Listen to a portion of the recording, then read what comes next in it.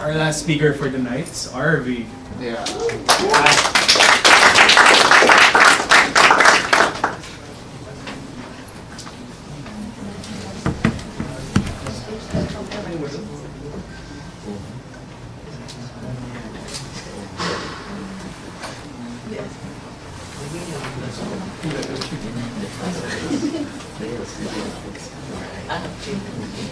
There you go.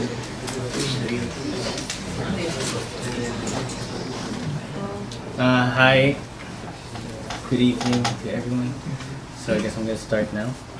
I'm gonna talk about a practice that's prominent, I think, everywhere, but it's something you have to get. I mean, you'll really experience when you're in the Ruby community, when you're doing Rails. It's called pair programming. So talk about my experiences and in the end 3 reasons to try it. Don't believe number 3. We had this thing with like clickbait and stuff. My name's Arvy. So what is pair programming? So it's a practice where 2 developers tackle a problem or a set of problems and they use one workstation. So they either share one, well, they usually share one editor and like 2 keyboards. So the way I see it and the way people talk about it is like, have you guys seen rally car racing, right? So it's this really cool kind of racing where they're on a dirt track, they're going through a country roads. It's nothing constructed like, you know, our streets. So it's a lot of curvy turns and nobody has an idea of where to go. Like they don't really memorize the whole track. So it's pretty extreme, and they always have 2 drivers. So one guy is holding a notebook, but when I was a kid I didn't know what it was. I thought it was just coloring, or like he had a map, I guess. So and it turns out years later I was right. And there's a driver. So as you can see, the track is usually just like that in the lower left. So it's like a lot of tight turns, you know, crowded places. Like if you've seen a rally car racing in TV, you see like these crowds near the road, and you see all these cars turning this way, right? And I bet some of you like actually waited if somebody might get hit. I don't know. Like it's scary. But yeah, so they have this driver and the navigator. The navigator tells the driver, "Oh, we're about to hit a sharp turn here. Get ready," something like that. So pair programming is also talked about in a similar analogy. So the driver is the guy who's writing the code, who's usually just focused on the screen, types away. And the navigator is the one that tells the driver what to do, or like the strategy to approach the problem. But it can be 2 ways. So that's the Wikipedia definition. And in my experience, it's been I'm sorry. So in my experience, I've seen pairs where, well, there's only 2 combinations basically. So you have an expert guy, 2 experts, 1 novice, 1 expert, and 2 novices going at it. So expert to expert, that's kind of like, that's like for me, and like in my experience as a junior developer, it's a thing of beauty, you know. It's kind of like 2 MVPs going at it, then you just listen, you're just coding, and then you're listening to them throwing ideas like, they're actually doing something. Yeah, so it's actually the most efficient, most productive kind of way to pair, because they both know what they're doing, but it has the risk of like they both know what to do, so there's only like sometimes just a few amounts of thinking of should we do it the other way or something like that. So they know there's a best practice. There's a tendency to go one way. And in the novice and expert kind of variation, so I think of it this way, like it's a good mentoring or onboarding tool if you have a new developer like me. um, to either gain knowledge or like show him the, as for the expert, right, to show him the ropes. And also in terms of like, in terms of approaching a problem or solving a problem, it tends to have the most number of you can actually question things that the expert is doing, and in that turn, like when the expert is doing it, he can also like maybe question a little bit of what he's doing. So there's more of like a take two kind of let me take like a second chance of thinking about a problem more, and there's less opinionated arguments, I guess. Novice to novice, I haven't really been in one pairing, so I can't really talk about that much, but I guess it could be similar. And yeah, that's it. And so I'm here to talk about the benefits, right?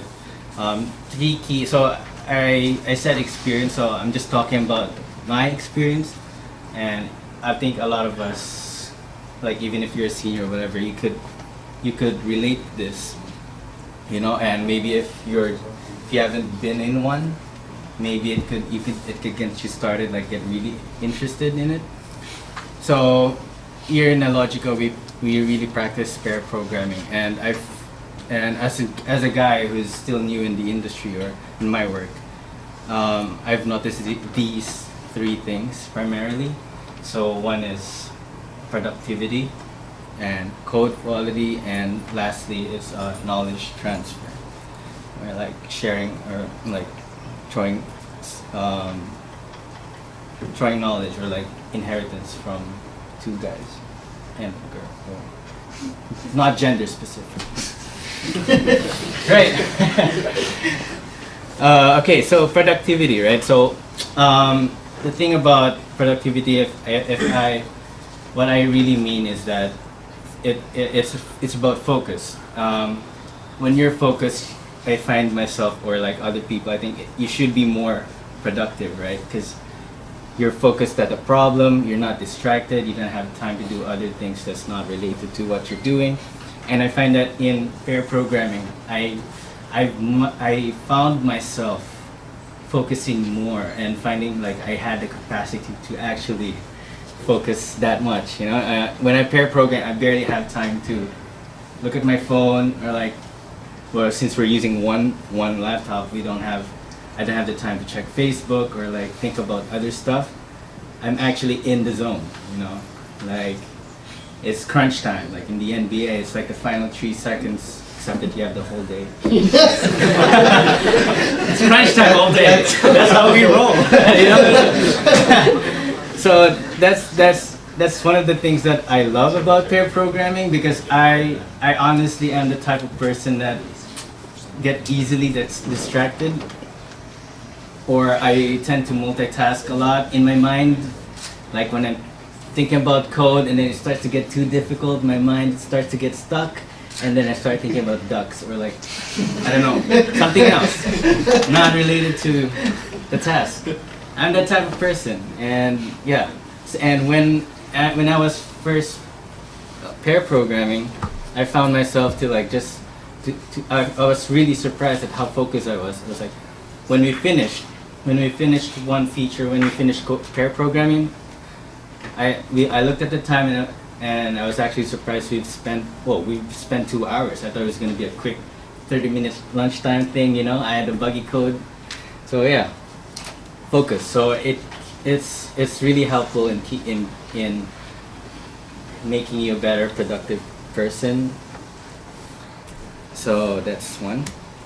Code quality. This is just a short thing. I mean, it's really obvious because it's having a live spell checker or something like that. That's just the shallow part of, you know, like pair programming. It tends to produce a higher quality of code in comparison to just one person.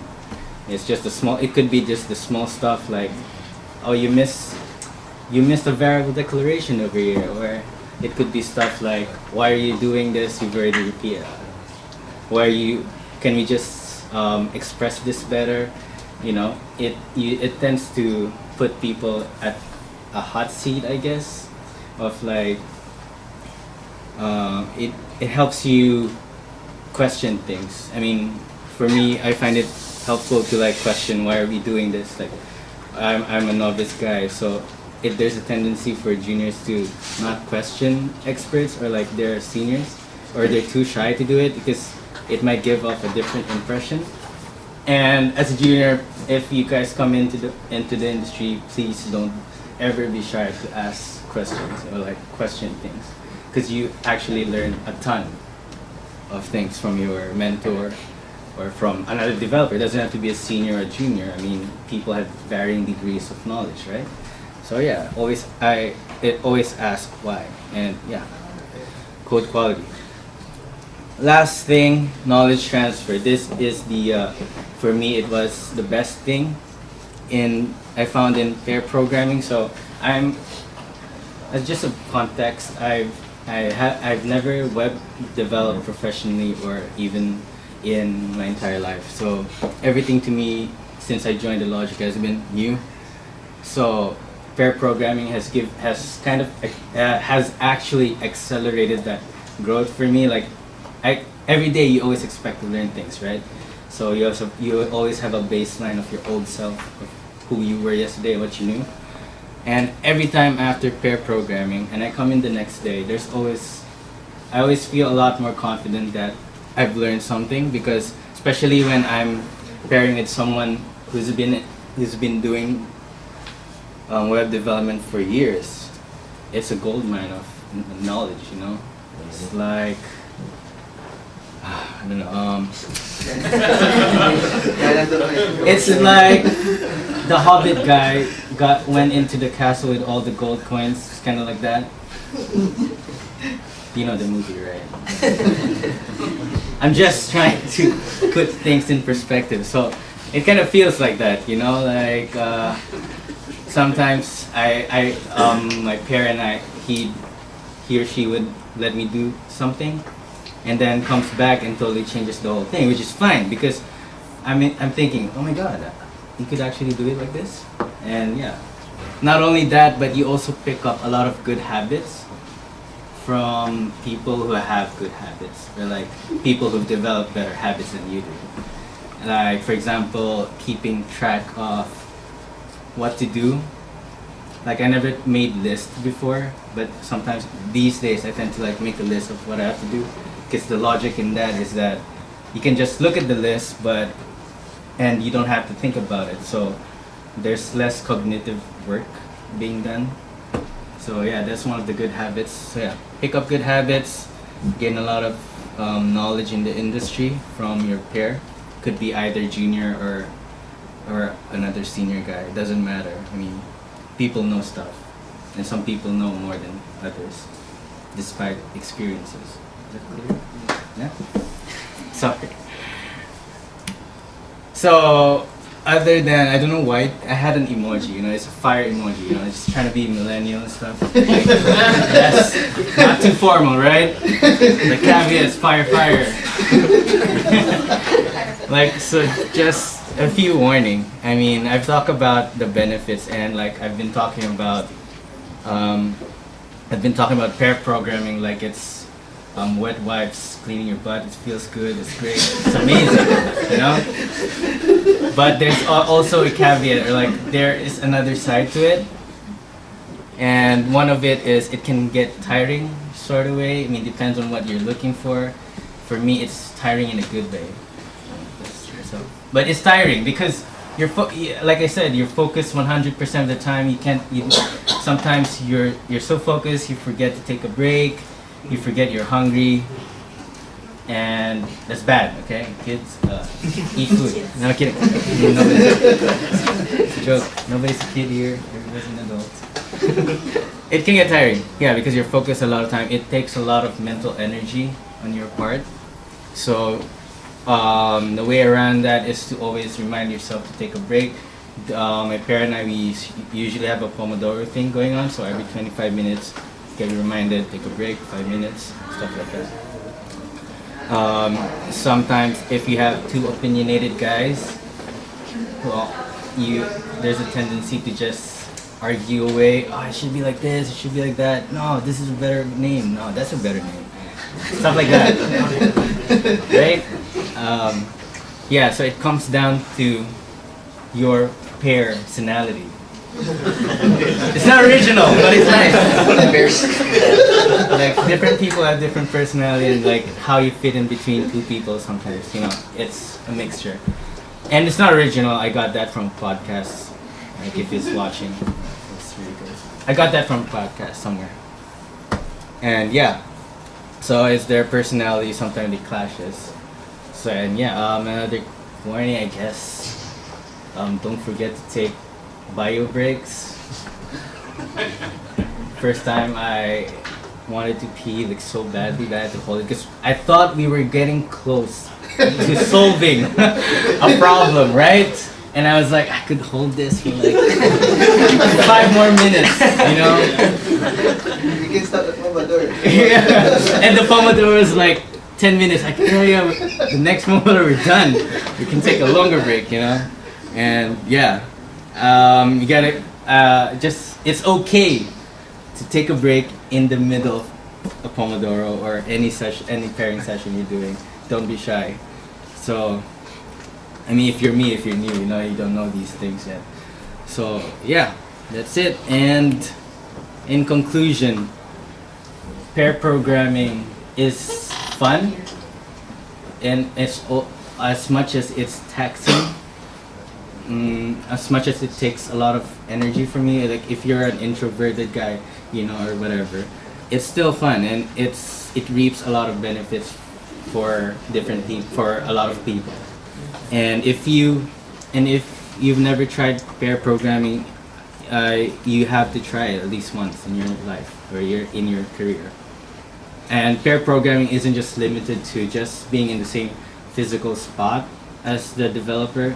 There's remote pair programming is actually a thing, Actually, do you guys know Twitch? It's a gaming channel where people play games and then you can see them playing the game, and people like watching people play games, right? Right? Who would have thought? And yeah, so there's another website. I forgot the name. I'm really sorry. It's also like Twitch. So you watch. No, you don't just watch. You actually go on a chat, or you go on a channel. You do programming, and people can join the channel and help you and pair with you or like code with you. So you can have your face in a picture there, the bottom, and your screen, your TMUX, or your Emac, your Vim, and people can watch you in the internet, anywhere. So that's it. My name is Arvy, Petil. I forgot my last name. It's in the beginning. I'm a junior developer here in Logica. I started last year, and it's been fun. I've been really learning a lot of stuff, and I'm happy to have shared this with you. Thank you.